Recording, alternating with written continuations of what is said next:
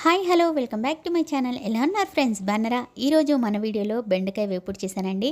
ఎప్పుడు చేసేలా కాకుండా కొంచెం కొత్తగా చేయాలంటే ఇలా ఒకసారి ట్రై చేసి చూడండి ఫ్రెండ్స్. ఇదైతే పప్పు అన్నంలోకి, సాంబార్ అన్నంలోకి చాలా బాగుంటుంది.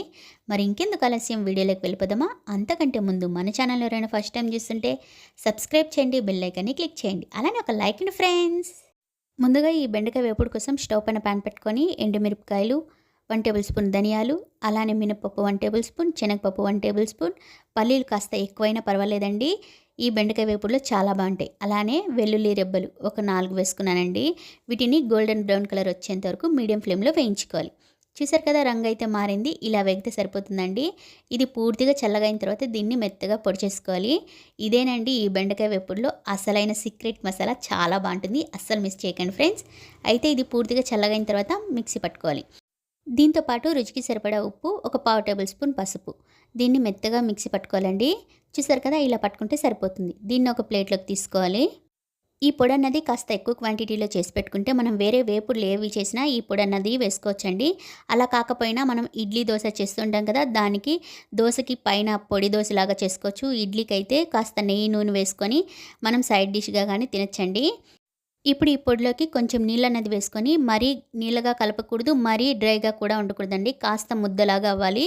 కొంచెం ఒక 1 టేబుల్ స్పూన్ కానీ, ఒక 1½ టేబుల్ స్పూన్ కానీ నీళ్ళనేది వేసుకొని కలుపుకోవాలి. బెండకాయని నీట్గా కడిగి క్లీన్ చేసుకున్న తర్వాత నీళ్ళనేది కొంచెం కూడా ఉండకూడదండి. బెండకాయ తడిగా అస్సలు ఉండకూడదు. చూసారు కదా, నేను కట్ చేసినట్లు ఇలా నిలువుగా కట్ చేసుకుంటే బెండకాయలోకి ఆ మసాలా అన్నది నింపుకోవచ్చండి. మీకు మళ్ళీ అర్థం కావడం కోసం ఇంకొకటి కూడా కట్ చేస్తున్నాను చూడండి. ఇలా నిలువుగా కట్ చేసుకోవాలి. ఇలా నిలువుగా కట్ చేసుకున్న తర్వాత మసాలా నింపడానికి ఈజీగా ఉంటుందండి. వేపుడైతే చాలా బాగుంటుందండి. ఇలా కూడా ఒకసారి ట్రై చేసి చూడండి ఫ్రెండ్స్.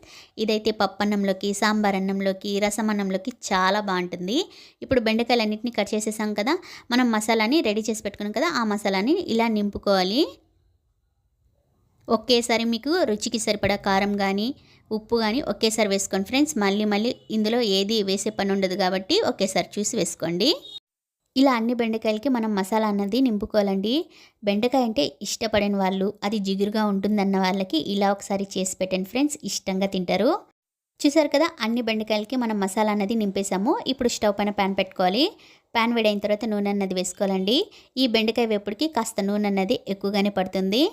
మనం మసాలా నింపి పెట్టుకున్న బెండకాయలు వేసుకోవాలండి. స్టవ్ ఫ్లేమ్ అన్నది మీడియంలో పెట్టుకొని వేసుకోవాలి.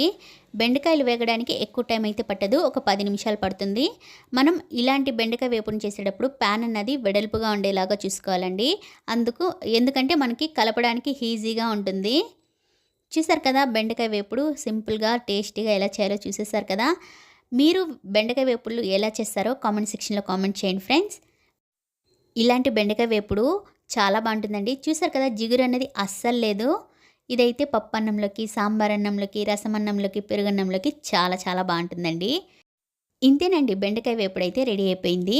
ఫైనల్గా నేను మసాలా పొడి వేశాను కదా, ఆ పొడిని ఒక 1 టేబుల్ స్పూన్ పక్కకు తీసానండి. ఆ పొడిని పైన చల్లుకుంటున్నాను. ఇది అస్సలు అవసరం లేదండి. ఇది కొంచెం అందంగా కనిపించడం కోసమే నేను ఇలా చల్లుతున్నాను. ఇంతేనండి, బెండకాయ వేపుడు అయితే రెడీ అయిపోయింది. ఈ వీడియో ఎలా అనిపించిందండి? నచ్చిందా? ట్రై చేస్తారా? మీకు ఎలా కుదిరిందో కామెంట్ సెక్షన్లో కామెంట్ చేయండి.